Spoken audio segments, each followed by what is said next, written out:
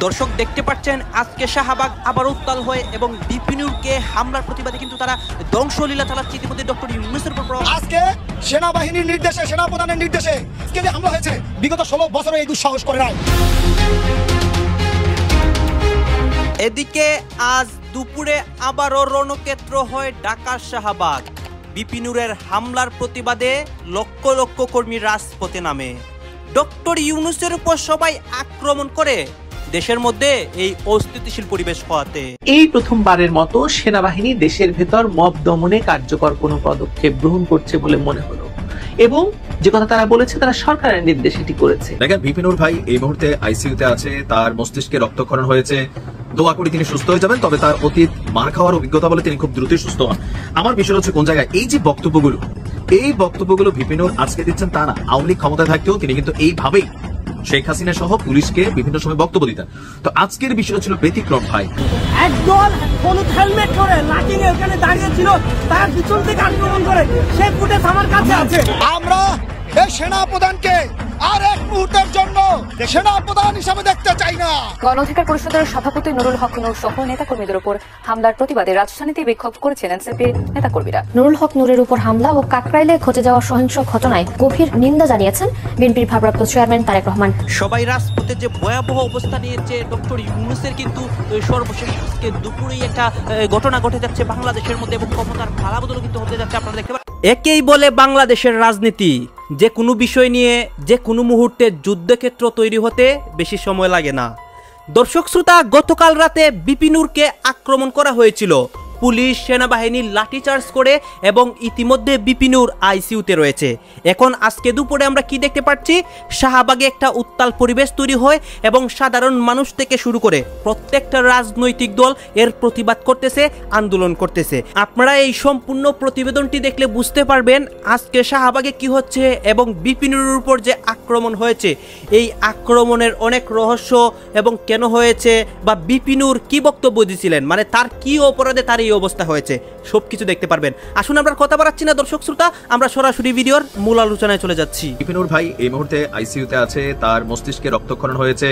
দোয়া করি তিনি সুস্থ হয়ে যাবেন, তবে তার অতীত মার খাওয়ার অভিজ্ঞতা বলে তিনি খুব দ্রুতই সুস্থ হন। আমার বিষয় হচ্ছে কোন জায়গায় এই যে বক্তব্যগুলো বিপিনুর আজকে দিচ্ছেন তা না, আওয়ামী লীগ ক্ষমতায় থাকতেও তিনি কিন্তু এইভাবেই শেখ হাসিনা সহ পুলিশকে বিভিন্ন সময় বক্তব্য দিতেন। তো আজকের বিষয় ছিল ব্যতিক্রম ভাই, কারণ তারা যে সমাবেশটা করছে, জাতীয় পার্টির রাজনীতি নিষিদ্ধ একটা সমাবেশ তারা তৈরি করছে। এমনকি বলতেছিল যে জাতীয় পার্টির যে চেয়ারম্যান আছে জিএম কাদের, তার বাড়ি উত্তরা, সেখানে কোনো মব হয় না। আবার ধরেন এই যে পুলিশ আর্মি পাহারা দিচ্ছে, টহল দিচ্ছে, বন্দুকওয়ালা বইলা এই ধরনের ভাষা প্রয়োগ করলে আমি যদি সেনাবাহিনীতে চাকরি করতাম আমার গায়ে লাগতো, আমি যদি পুলিশে চাকরি করতাম আমার গায়ে লাগতো। ভিপি নুরুল হক নূর আসলে কোন দলের রাজনীতি করে এটা এই দেশের মানুষেরা বুঝতে বাকি নাই। মানে আমার কথা বাদ দেন, ভিপি নুরুল হক নূরকে নিয়ে আমরা যদি আলোচনা করি, সে ডাকসুর ভিপি থেকে আজকের এই কেরিয়ারে বিকাশ কানেক্টেড ইস্যু আপনি দেখেন, কখনো ছাত্রলীগ, কখনো শেখ হাসিনা চেহারায় আম্মা, কখনো শৈশব থেকে ল্যাংটালিক, এরপরে বিভিন্ন সময় বিভিন্ন ধরনের বক্তব্য। আবার ইলিয়াস ভাই ওই যে বিকাশের দ্রুত টাকা যেন ক্লিয়ার করে, ওইরকম আবার কি এপিসোড তৈরি করতেছে। এর মাঝখানে মাই টিভি নিয়ে আবার এখানে আমরা দেখলাম কত কাহিনী। ওই যে রাহি আইসা বললো বিপিনুর ফোন কলে রাহির সাথেও কথা বলছে। তো এগুলো দেখার পরে বিপিনুর সম্পর্কে মানুষের আস্থার জায়গাটা কিন্তু জিরো হয়ে গেছে। বিপিনুরের একটু বোঝা উচিত যে গণ অধিকার পরিষদে আপনি দেখছেন যে আজকে এক এলাকার ভিতরে 100-র উপর নেতাকর্মী পদত্যাগ করছে। ওনার যারা নেতাকর্মী আছে এর মাঝখানে টপ লাইনে যারা আছেন, ওনারা জুলাই আগস্টে বা আওয়ামী লীগ সরকারের যে দুর্বিষহ অত্যাচার বিভিন্ন বিষয় ছিল ওই সময় কিন্তু কথা বলছেন, কিন্তু এইভাবে মাইর খান নাই।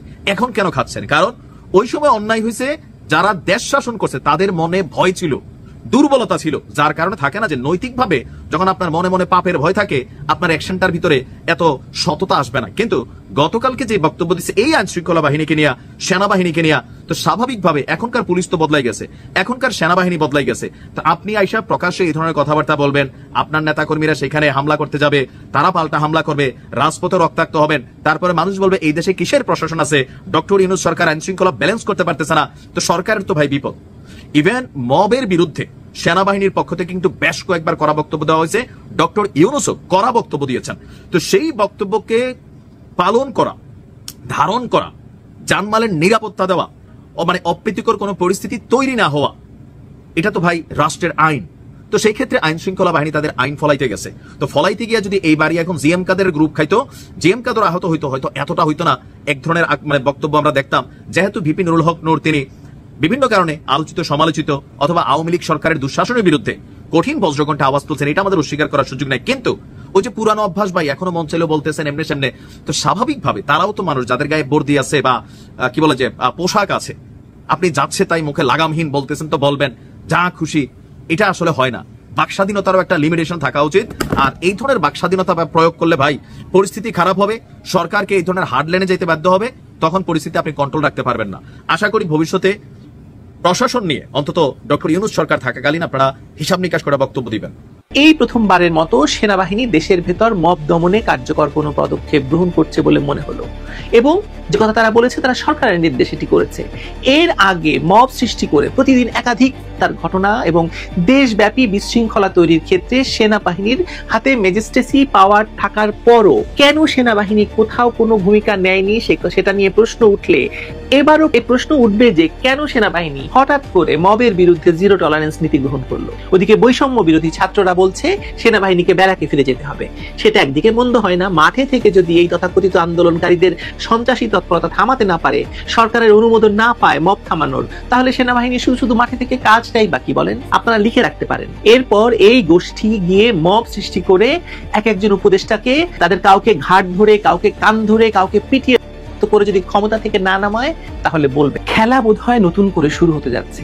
ঢাকার বিজয়নগরে জাতীয় পার্টির কার্যালয়ের সামনে গণ অধিকার পরিষদ এবং জাতীয় পার্টি কর্মী সমর্থকদের মধ্যে সংঘর্ষ থামাতে গিয়ে আইন শৃঙ্খলা রক্ষাকারী বাহিনীর লাঠিচার্জে গণ অধিকার পরিষদ নেতা ও ঢাকা বিশ্ববিদ্যালয়ের সাবেক ভিপি নুরুল হক নূর গুরুতর আহত হয়েছেন। এই খবর এরই মধ্যে পূরণ হয়ে গেছে। তৎক্ষণাৎ Gono Odhikar Parishad, NCP, BNP, Jamaat, AB party সকলে একযোগে নুরুল হক নূরকে পিটিয়ে আহত করার বিরুদ্ধে বিবৃতি দিয়েছে, নিন্দা জানিয়েছে। সরকারের প্রোপাগান্ডা সচিব সহ আইন উপদেষ্টা ডক্টর আসিফ নজরুল ফেসবুকে পোস্ট দিয়ে এই পিটুনি অভিযানের নিন্দা জানান। তারা দেখতে যান হাসপাতালে এবং বিবৃতি দেন যে তারা এই ঘটনার নিন্দা জানাচ্ছেন এবং প্রতিবাদ করছেন। আর সঙ্গে সঙ্গে সেনা সদর থেকে আইএসপিআর এর পক্ষ থেকে বিবৃতি দেওয়া হয় এবং যাতে বলা হয় যে তারা সাংগঠনিকভাবে আইন শৃঙ্খলা রক্ষাকারী বাহিনীর উপর আক্রমণ চালায় এবং আনুমানিক রাত 9টার দিকে মশাল মিছিলের মাধ্যমে সহিংসতা আরো বৃদ্ধি করে। এ সময় তারা ইট পাটকেল নিক্ষেপ করে এবং বিভিন্ন স্থাপনায় আগুন দেওয়ারও চেষ্টা করে। এছাড়াও বিজয়নগর, নয়াপল্টন এবং তৎসংলগ্ন এলাকায় সাধারণ জনগণের চলাচল মারাত্মকভাবে ব্যাহত হয় এবং জনদুর্ভোগ বৃদ্ধি পায়। আইন শৃঙ্খলা বাহিনীর শান্তিপূর্ণ সমাধানের সব চেষ্টা তারা অগ্রাহ্য করে। ফলস্বরূপ জননিরাপত্তা রক্ষার্থে আইন শৃঙ্খলা রক্ষাকারী বাহিনী বল প্রয়োগে বাধ্য হয়। উল্লেখ্য, আজকের উদ্ভূত ঘটনায় সেনাবাহিনীর 5 সদস্য আহত হয়। সব ধরনের মব ভায়োলেন্সের বিরুদ্ধে গণপ্রজাতন্ত্রী বাংলাদেশ সরকার জিরো টলারেন্স নীতি গ্রহণ করেছে। বাংলাদেশ সেনাবাহিনী সরকারের এই সিদ্ধান্ত পুনর্ব্যক্ত করছে এবং জনমনের স্বস্তি এবং নিরাপত্তা আনয়নে সব ধরনের মব ভায়োলেন্সের বিরুদ্ধে কঠোর অবস্থান গ্রহণ করতে সদা প্রস্তুত রয়েছে। জননিরাপত্তা, আইন শৃঙ্খলা এবং শান্তি বজায় রাখতে সেনাবাহিনী সর্বদা বদ্ধপরিকর। এই ছিল বিবৃতি। দেখুন, সরকারের কথা বলেছে, সরকারের জিরো টলারেন্স নীতি। আমি ব্যাখ্যায় আসছি। তার মানে সেনাবাহিনী স্পষ্ট বলতে চাইছে নুরুল হক নূর তার দলবল নিয়ে জাতীয় পার্টি অফিসের ওখানে মব সৃষ্টি করতে গিয়েছিল। আওয়ামী লীগ নিষিদ্ধ করার জন্য যেমন হঠাৎ করে সাবেক প্রেসিডেন্টের বিরুদ্ধে বিদেশ পালিয়ে যাওয়ার দোহাই দিয়ে যমুনার সামনে হাসনাত সার্জিসরা দলবল নিয়ে মব সৃষ্টি করে এবং আওয়ামী লীগ নিষিদ্ধ করার দাবি জানায়, তেমনি এই ঘটনাতেও মনে হচ্ছে জাতীয় পার্টিকে নিষিদ্ধ করার জন্য যেহেতু এনসিপিরা দেশে নাই, চায়নায় গেছে, সেহেতু নূর গিয়ে মব জমানোর উদ্দেশ্যে বিজয়নগরে জড়ো হয় এবং সংঘর্ষের পরিস্থিতি তৈরি করে, এটা ধারণা করা হচ্ছে। এই প্রথমবারের মতো সেনাবাহিনী দেশের ভেতর মব দমনে কার্যকর কোনো পদক্ষেপ গ্রহণ করছে বলে মনে হলো, এবং যে কথা তারা বলেছে তারা সরকারের নির্দেশ এটি করেছে। এর আগে মব সৃষ্টি করে প্রতিদিন একাধিক তার ঘটনা এবং দেশব্যাপী বিশৃঙ্খলা তৈরির ক্ষেত্রে সেনাবাহিনীর হাতে ম্যাজিস্ট্রেসি পাওয়ার থাকার পরও কেন সেনাবাহিনী কোথাও কোনো ভূমিকা নেয়নি সেটা নিয়ে প্রশ্ন উঠলে এবারও এই প্রশ্ন উঠবে যে কেন সেনাবাহিনী হঠাৎ করে মবের বিরুদ্ধে জিরো টলারেন্স নীতি গ্রহণ করলো, সরকারের নির্দেশে নাকি সেনাবাহিনী নিজেই? আগে যদি মব দমনে জিরো ভূমিকা থেকে থাকে সেনাবাহিনীর, তাহলে এখন হঠাৎ কি এমন ঘটলো যে মবের বিরুদ্ধে জিরো টলারেন্স নীতি নিয়ে নুরুল হক নূরকে এভাবে বেধড়ক পেটাতে হলো? লক্ষ্য করলে দেখবেন যে নুরু এবং তার দলবলকে পেটানোর পর সরকারের পক্ষ থেকে নিন্দা জানানো হয়েছে। তার মানে কি সরকার আর সেনাবাহিনী দুটো আলাদা পক্ষ? সেনাবাহিনী একা সিদ্ধান্ত নিয়ে জমিয়ে এই মব দমনে নেমেছে। আর সরকার চাইছে এরকম মব জমিয়ে যখন যাকে দরকার বা যখন যাকে ইচ্ছা তাকে মাইনাস করা যাবে করবে। এই যে দেখেন সরকারের আইন উপদেষ্টার ফেসবুক স্ট্যাটাসের জবাবে হাসনাত আব্দুল্লাহ কি বলছে। আসিফ নজরুল লিখেছেন, ভিপি নুরুল হক নূরের উপর বর্বরচিত হামলার তীব্র নিন্দা এবং প্রতিবাদ জানাচ্ছি। সরকারের থেকে সরকারের খেয়ে সরকারের আরেক অঙ্গ সেনাবাহিনীর মব দমনের বিরুদ্ধে তিনি নিন্দা এবং প্রতিবাদ জানাচ্ছেন। ভাবা যায় না কিন্তু ব্যাপারটা। ওদিকে হাসনাত আব্দুল্লাহ সঙ্গে সঙ্গে এই পোস্টের মন্তব্যে লিখেছেন, প্রতিবাদের কাজ আপনার, ভণ্ডামি বাদ দেন স্যার, যেই জন্য বসানো হয়েছে সেটা না করে কি কি করছেন এসবের হিসাব দিতে হবে। কে কোথায় কিভাবে কোন কাজে বাধা দিচ্ছে এসব খবর আমাদের কাছে আছে। এসব প্রতিবাদের ভং না করে কাজটা করেন। ভাষা দেখুন খালি। তুমিন ফারহানা যে বলেছেন এদের সম্পর্কে, আপনি ভাষাটা খালি চিন্তা করুন। আসিফ নজরুল একজন উপদেষ্টা, সর্বোপরি ঢাকা বিশ্ববিদ্যালয়ের একজন শিক্ষক, সেই হিসাবে তো হাসনাতেরও শিক্ষক। আসিফ নজরুলের লজ্জা শরম নেই হয়তো, থাকলে তিনি এরকম একজন কালকের ভেদি যে কিনা ভাতকে এখন অন্য বলা শিখে গেছে, তার কাছ থেকে ভণ্ড ভং পদে বসানোর খোঁচা শোনার পরেও পদে বসে আছেন। ঘটে সামান্য সম্মান বোধ থাকলে মানে এখন কেটে পড়ার সময় তার, আপনারা লিখে রাখতে পারেন। এরপর এই গোষ্ঠী গিয়ে মব সৃষ্টি করে একজন উপদেষ্টাকে তাদের কাউকে ঘাট ধরে, কাউকে কান ধরে, কাউকে পিটিয়ে রক্তাক্ত করে যদি ক্ষমতা থেকে না নামায় তাহলে বলবেন। ঘটনা সেদিকে এগোচ্ছে। তবে মব দমনের নামে নুরুকে এভাবে পিটিয়ে রক্তাক্ত করার পর যেসব ব্যাপার মোটামুটি স্পষ্ট হয়ে গেছে তা হলো কি, এক নাম্বার হতে পারে এরকম, যেহেতু এখনো প্রধান উপদেষ্টা এ ব্যাপারে কোনো নিন্দা জ্ঞাপন করেননি, সেহেতু বলা যায় না এখনো সেনাবাহিনী আর সরকার একসঙ্গে আছে কিনা। বিভিন্ন বলতে না সেনাবাহিনী আমাদের উপর হামলা করবে না, সেনাবাহিনীর প্রতি আমাদের ভরসা আছে। ওখানে সেনাবাহিনীর লোকরা সৈনিকরা এসে লাঠিচার্জ করে বিভিন্নের উপরে নিমেষে তাকে রক্তাক্ত করে দেয়। অবস্থা বর্তমানে খারাপই। আমি গাড়িতে যেটা দেখলাম, মুখ টুক দিয়ে ব্লাড বাইরে, একবার অবস্থা সিরিয়াস অবস্থা। পররাষ্ট্র উপদেষ্টাকে আজকে রাতের মধ্যে পদত্যাগ করতে হবে। গত 16 বছরে ভিপি নূরকে এইভাবে রক্তাক্ত করার দুঃসাহস কেউ দেখে নাই। আজকে সেনাবাহিনীর নির্দেশে, সেনাপ্রধানের নির্দেশে জাতীয় পার্টিকে এই দেশে রাজনৈতিকভাবে প্রতিষ্ঠিত করার লক্ষ্যেই আজকে যে হামলা হয়েছে, বিগত 16 বছরে এই দুঃসাহস করে নাই। আমরা এই সেনাপ্রধানকে আর এক মুহূর্তের জন্য সেনাপ্রধান হিসাবে দেখতে চাই না। আর স্বরাষ্ট্র উপদেষ্টাকে আজকে রাতের মধ্যে পদত্যাগ করতে হবে। নূর ভাই, আমাদের একটা মিছিলের উপরে আজকে মিছিলের পিছন দিকে যখন হামলা করেছে, সেই হামলার প্রতিবাদে আমরা মিছিল করেছি।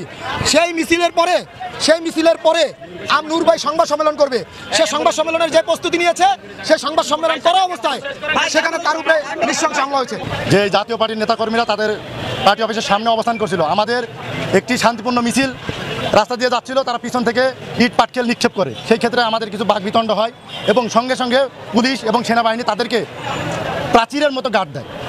এই গার্ড দেওয়ার ফলে আমরা তাদেরকে কিছু বলি নাই, কিন্তু তারা ওদিক থেকে ইট পাটকেল মারে এবং অকথ্য ভাষায় আমাদের গালিগালাজ করে। পরবর্তীতে আমরা সিদ্ধান্ত নিয়ে আমরা পার্টি অফিসের নিচে, আমাদের যে পার্টি অফিস আলরাজি কমপ্লেক্সের নিচে, আমরা খুব সুন্দরভাবে আমাদের অবস্থান করি এবং সংবাদ সম্মেলন করার জন্য আমাদের শীর্ষ নেতা জননেতা ভিপি নূর কথা বলছিল। এমনই পরিস্থিতিতে সেনাবাহিনী এবং পুলিশ, মানে 2 থেকে 300 সেনাবাহিনী এবং পুলিশ মিলিয়ে অতর্কিতভাবে হামলা করে। আমি ভিপি নূরকে বললাম যে ভাই, এখানে দাঁড়ানোর দরকার নেই, ওরা খুব দ্রুত আমাদের দিক চলে আসছে। পরবর্তীতে ভিপি নূর বলতে না সেনাবাহিনী আমাদের উপর হামলা করবে না, সেনাবাহিনীর প্রতি আমাদের ভরসা আছে। এই কথা বলতে বলতে সেনাবাহিনীর লোকই বেশি ছিল। ওখানে সেনাবাহিনীর লোকরা, সৈনিকরা এসে লাঠিচার্জ করে ভিপি নূরের উপরে নিমেষে তাকে রক্তাক্ত করে দেয়। আমরা মুহূর্তে তাকে ধরে নিয়ে এসে আমরা হাসপাতালে নিয়ে আসি। এখন তিনি চিকিৎসারত অবস্থায় আছে, ওনার চিকিৎসা চলছে। ঠিক আছে, আপনাদের কাছে দোয়া চাই। আমাদের শীর্ষ নেতা জননেতা ভিপি নুরুল হক নূরের উপরে হামলা করেছে। আপনারা জানেন, আমাদের ভিপি সংবাদ সম্মেলন করছিল সুন্দর পরিচ্ছন্নভাবে পার্টি অফিসের নিচে, সেখানে তার উপরে অতর্কিত হামলা করা হয়েছে। আমাদের কোনো নেতা, আমাদের কোনো কর্মী, কোনো প্রশাসনের উপরে কোনো রকম হামলা করা বা এই দেশের আর্মি না, এরা ডাকাইতের মতো মানুষরা পিটায়। ওরা কি মানুষ নামে কষায়? কিভাবে একজন লোক এভাবে খারাপ থেকে তখন পিটায়? রিক্সা ডাকতেছে, কোনো রিক্সা যায় না। আমি আগে গেছি, যাওয়ার পরে আমার রিক্সাতে করে এই ইয়াতে নিয়ে আসলাম, মেডিকেলে নিয়ে আসলাম, ইসলামিয়াতে নিয়ে আসলাম। নিয়ে আসার পরে ওনার পকেটে মোবাইল পড়ে গেছিল গাড়িতে, পরে আবার আমি মোবাইলটাও হাতে উঠিয়ে দিছি। দেওয়ার পরে বাইরে নিয়ে ইয়া দিয়েছি। উনি অনেক সিরিয়াস অবস্থা দেখলাম, যেটা দেখলাম যে আমার হাতে রক্ত, আমার ইয়েতে রক্ত, আমার গাড়িতে রক্ত। অবস্থা বর্তমানে খারাপই। আমি গাড়িতে যেটা দেখলাম, মুখ টুক দিয়ে। গণ অধিকার পরিষদের সভাপতি নুরুল হক নূরের উপর হামলার ঘটনায় কড়া প্রতিক্রিয়া জানিয়েছেন জাতীয় নাগরিক পার্টি এনসিপির দক্ষিণাঞ্চলের মুখ্য সংগঠক হাসনাত আব্দুল্লাহ। তিনি বলেন, ভারতের প্রত্যক্ষ মদদে আওয়ামী লীগ ব্যাক করানোর এই খেলায় প্রথম রক্ত দিলেন নুরুল হক নূর।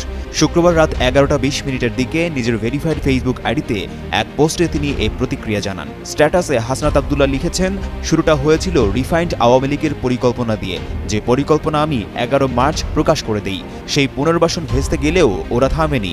সেই একই গ্রুপ এবার আওয়ামী লীগ পুনর্বাসনের জন্য বেছে নিয়েছে জাতীয় পার্টিকে। তিনি আরও লেখেন, ভারতের প্রত্যক্ষ মদদে জাতীয় পার্টির মাধ্যমে আওয়ামী লীগ ব্যাক করানোর এই খেলায় প্রথম রক্ত দিলেন আমাদের নূর ভাই।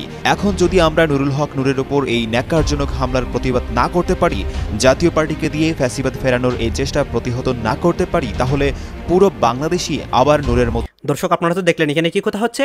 সবাই কিন্তু এক প্রকার প্রতিবাদ করতেছে এবং তাদের প্রতিবাদ দেখে কিন্তু দেশের মধ্যে অনেক উত্তেজনামূলক পরিবেশ তৈরি হয় এবং বিপি নূরের সেই ঘটনার অনেক বিবৃতি অনেকে বলতেছে, মানে কেন এই ঘটনাগুলো ঘটেছে। দর্শক শ্রোতা, এই বিষয়গুলো নিয়ে আপনাদের মন্তব্য কি? বিপি নূরের সাথে যে একটা রহস্যজনক ঘটনা হয়েছে, এই ঘটনা নিয়ে আপনাদের মন্তব্যটা অবশ্যই আপনারা আমাদের কমেন্ট বক্সে লিখে যাবেন। আর হ্যাঁ, তখন আপনাদেরকে আমরা যা কিছু দেখিয়েছি সব কিছু আমরা সোশ্যাল মিডিয়া থেকে সংগ্রহ করছি। এখানে আমাদের নিজস্ব কোনো মন্তব্য নেই বা নিজস্ব কোনো সিদ্ধান্ত নেই। সর্বশেষ আপনাদের কাছে আমাদের একটা রিকোয়েস্ট থাকবে, আপনারা আমাদের চ্যানেলে নতুন দর্শক হয়ে থাকলে চ্যানেলটি সাবস্ক্রাইব করবেন এবং পাশে থাকা বেল বাটনটি বাজাবেন, যাতে করে নেক্সট ভিডিওটা সবার আগে আপনাদের কাছে পৌঁছায়। ধন্যবাদ।